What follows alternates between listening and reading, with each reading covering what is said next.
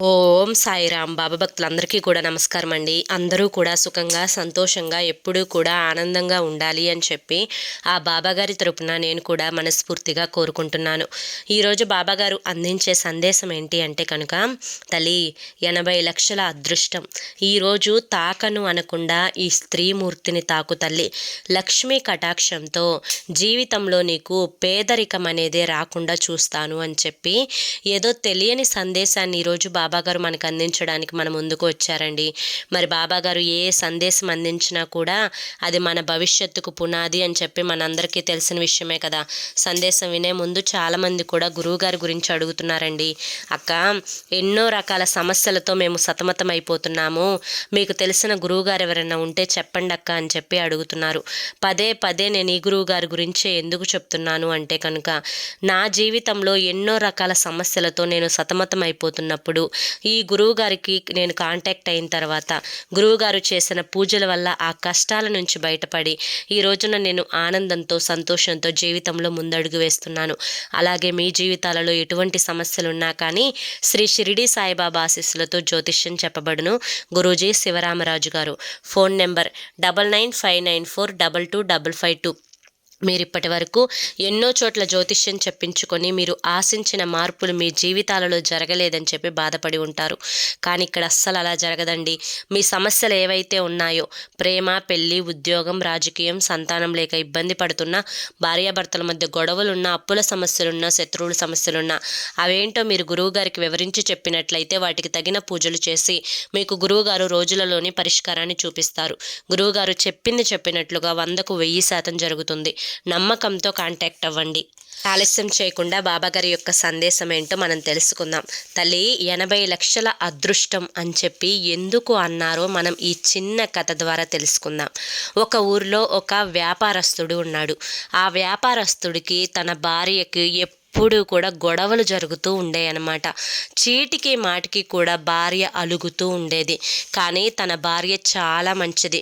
తన కోసం ఇష్టమైనవన్నీ కూడా వండి పెట్టేది. తనకి ప్రతి పనిలో కూడా సాయం ఉండాలి అని చెప్పి ప్రయత్నించేది. కానీ వ్యాపారస్తుడు మాత్రం, అబ్బా నీ సాయం ఇక్కడ ఎవరు అడిగారు, నువ్వు చెప్పకపోయినా కానీ ఏం చేయాలో నాకు తెలుసు, కానీ నీ వల్లే అన్నట్లుగా సీన్ని క్రియేట్ చేయి మాకు అని అలా ప్రతి దాంట్లో కూడా భార్యని అలుసుగా మాట్లాడేవాడు. తనకి ఎంత సహాయం చేసినా కానీ ఏ మాత్రం కూడా భార్యకు విలువనిచ్చేవాడు కాదు ఆ వ్యాపారి. అయితే ఒకరోజు వ్యాపారి తనకున్న బిజినెస్లన్నీ కూడా, ఆ బ్రాంచ్లన్నీ కూడా వేరే వేరే దేశాలలో ఉంటే వాటన్నింటినీ కూడా చూద్దామని బయలుదేరాడు. అయితే అలా బయలుదేరుతూ కారులో వెళ్తుండగా ఒక ప్లేస్ దగ్గర బాగా ఆకలిగా అనిపించి ఒక హోటల్ దగ్గర ఆగుతాడనమాట వ్యాపారి. ఇక హోటల్లోకి వెళ్ళి కూర్చొని తనకు కావలసిన పూరి, ఇంకా వచ్చి సాంబార్, ఇడ్లీ, దోశ అన్నీ కూడా ఆర్డర్ పెట్టుకుంటాడు. చక్కగా ఒక్కొక్క దాన్ని ఎంజాయ్ చేస్తూ తింటాడనమాట. అలా తింటూ ఉండగా సడన్గా ఆ యొక్క హోటల్లో నుంచి ఆ యొక్క ఓనరు, ఇక పనిచేసే వాళ్ళందరూ పరిగెత్తటం చూస్తాడు బయటకి. ఆశ్చర్యపోతాడు. ఏంటి ఇలా పరిగెత్తుతున్నారు వీళ్ళు, లోపల ఏదన్నా ప్రమాదం జరిగి ఉండిద్దా అని చెప్పి ఇతను కూడా లేచి బయటికి వచ్చి నుంచుంటాడనమాట. అయితే అప్పుడే ఒక కారు, ఆ కారులో నుంచి ఒక పెద్ద ఆవిడ దిగుతుంది. ఓనరు ఆవిడ చెయ్యి పట్టుకొని జాగ్రత్తగా హోటల్లోకి తీసుకొని వెళ్తాడు. తనకి కావలసినవన్నీ కూడా ఇప్పిస్తాడు. ఇక ఆ ముసలావిడ తృప్తిగా తింటుంది. తిన్న తర్వాత ఓనర్ని ఆశీర్వదించి మళ్ళీ వచ్చిన కారులోనే వెళ్తుందనమాట. జాగ్రత్తగా ఆ ఓనర్ అక్కడి నుంచి పంపిస్తాడనమాట. అయితే ఓనర్ని ఈ వ్యాపారస్తుడు అడుగుతాడు, ఎవరావిడ, ఎందుకు అంత గౌరవాన్ని ఇచ్చి పంపిస్తున్నావు, అంత మంచిగా పెట్టావు, డబ్బులు కూడా తీసుకోలేదు, ఒకవేళ మీ అమ్మగారా, లేకపోతే ఈ హోటల్కి ఆవిడే ఓనరా అని అడిగేసరికి ఆ హోటల్ యొక్క ఓనర్ చెప్తాడు, కాదు కాదు, తను మా అమ్మగారు కాదు, ఈ హోటల్కి ఓనరు కాదు, తను మా టీచర్ గారు అని చెప్పి చెప్తాడనమాట. ఏంటి మీ టీచర్ గారా, అయ్యో ఎప్పుడో చిన్నప్పుడు చదువుకున్న టీచర్కి ఇప్పుడు కూడా విలువిస్తున్నావా, వంగి వంగి నమస్కరిస్తున్నావా అని చెప్పి నవ్వుతాడు వ్యాపారి.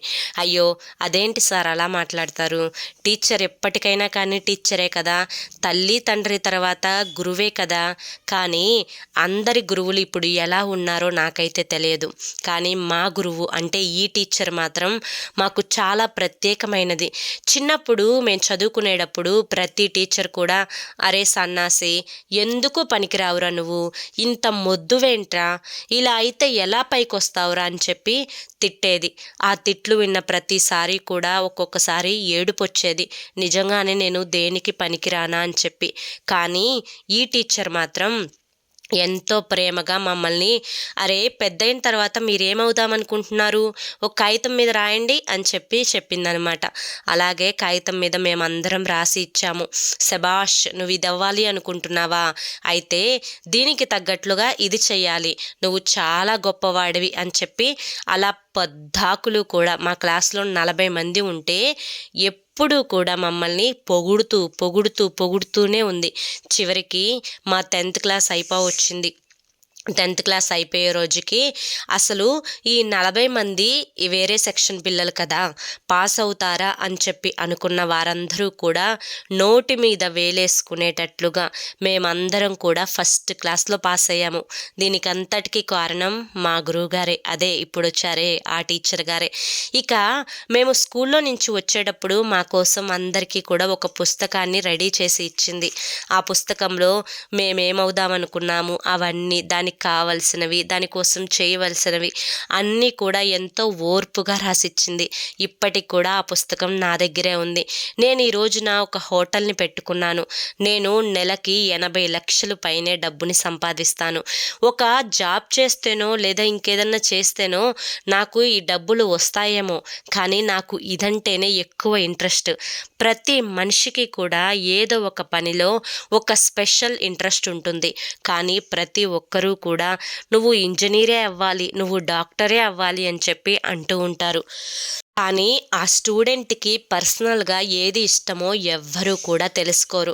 అతని మీద లేనిపోని బరువుని అంతా కూడా పెట్టి అదే చేయాలి అని చెప్పి ఎక్కువ బలవంతం చేస్తూ ఉంటారు. కానీ మా టీచర్ వల్ల మా తల్లిదండ్రులు కూడా మారారు. నన్ను హోటల్ పెట్టుకోవడానికి అనుమతిని ఇచ్చారు.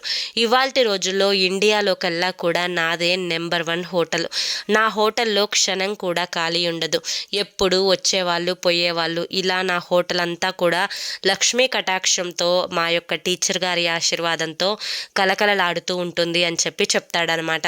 ఇక వెంటనే ఒక్క నిమిషం కూడా, అంటే ఆ యొక్క మాటల్లో ఏమర్థమైంది అంటే కనుక ఆ వ్యాపారస్తుడికి, మనిషికి పొగడ్త అనేది చాలా ముఖ్యం. ఒక మనిషిని తిట్టడం వల్ల వచ్చే లాభాల కంటే కూడా పొగడడం వల్ల వచ్చే లాభాలే ఎక్కువగా ఉంటాయి. ఒక మనిషి పాడైపోవాలి అన్నా కానీ, ఒక మనిషిని బాగు చేయాలి అన్నా కానీ, పాడైపోవడానికి తిట్లు ఎంత కారణమో మనిషి బాగవడానికి పొగడ్తలు కూడా అంతే కారణం. కనుక మనిషికి ఎప్పుడూ కూడా పొగడ్త అనేది చాలా ఇంపార్టెంట్. దీన్నే మెచ్చుకోవడం అంటారు కదా. అయితే ఇప్పుడు నా భార్య మీద ఇది ఎంతవరకు పనిచేస్తుందో చూద్దామని చెప్పి ఫోన్ చేసి, ఈరోజు నిన్న నువ్వు రాత్రి ఒక కూర వండావు చూసావు, ఆ కూర చాలా బాగుంది. నువ్వు చెప్పిన సలహా విని నా బిజినెస్ పార్ట్నర్కి ఫోన్ చేసి చెప్పాను, తను కూడా ఓకే చేశాడు, దానికి నీకు చాలా థ్యాంక్ యూ. ఇక నీ మాట వింటున్నందుకు నాకు ఎన్నో లాభాలు కూడా వస్తున్నాయి అని చెప్పి భార్యకు చెప్తాడు ఆ వ్యాపారి. భార్య చాలా సంతోషంతో, పట్టరాని సంతోషంతో, థ్యాంక్ యూ అండి, థ్యాంక్ యూ సో మచ్ అండి అని చెప్పి నవ్వుతూ తన భర్తకి చెప్తుందనమాట. అప్పటి వరకు గొడవాడుకున్న భార్యాభర్తలు ఇద్దరూ కూడా సంతోషంతో, వారి మనసులు ఆనందంతో నిండిపోయాయి. ఇక ఆ వ్యాపారస్తుడికి కూడా అర్థమవుతుంది, నిజంగానే నా భార్య నా కోసం ఎన్నో చేసింది, కానీ ఒక్కసారి కూడా తనని మెచ్చుకొని ఎరగను అని చెప్పి అనుకుంటే, తన తప్పేంటో తను తెలుసుకొని తన భార్యను ఎప్పుడు కూడా మెచ్చుకుంటూ ప్రేమగా చూసుకోవాలి అని నిర్ణయించుకుంటాడనమాట. అయితే ఇక్కడితో కథ ముగుస్తుంది. ఈ కథ ద్వారా బాబాగారు చెప్పాలి అనుకుంటున్న నీతి ఏంటి అంటే కనుక, తల్లి అర్థమైంది కదా, నువ్వు నీ బిడ్డలని తిడుతున్నావా మెచ్చుకుంటున్నావా? ఇప్పుడున్న సమాజంలో మెచ్చుకోవడం చాలా ముఖ్యం తల్లి.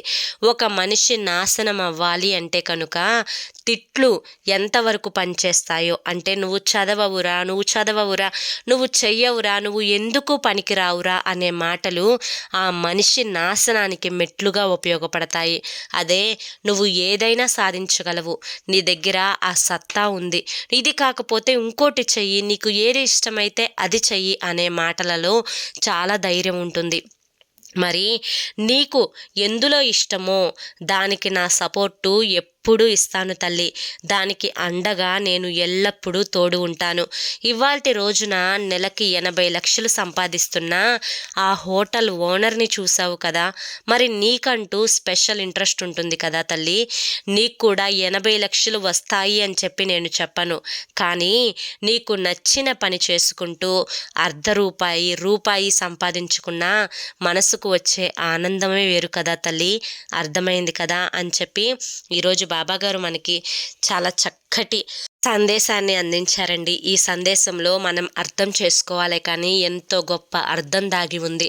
మరి ఈ సందేశం మీ అందరికీ కూడా నచ్చింది, అర్థమైంది అనుకుంటున్నాను. మరి దీన్ని విన్న తర్వాత ఏం చేయాలో కూడా మీకు తెలుస్తుంది అనుకుంటున్నాను. మరి ఈ వీడియో మీకు నచ్చింది అనిపిస్తే ఒక చిన్న లైక్ ఇవ్వండి. మొదటిసారి మన సాయి పిలుపు ఛానల్లోకి వచ్చినట్లయితే సబ్స్క్రైబ్ చేసుకొని సపోర్ట్ చేయండి. రేపు మరొక మంచి సందేశంతో తప్పకుండా కలుసుకుందాం. అంతవరకు కూడా బాబా ఆశీస్సులు మీపై ఉండాలి అని చెప్పి మనస్ఫూర్తిగా కోరుకుంటూ సర్వేజన సుఖినో భవంతు. ఓం సాయిరామ్.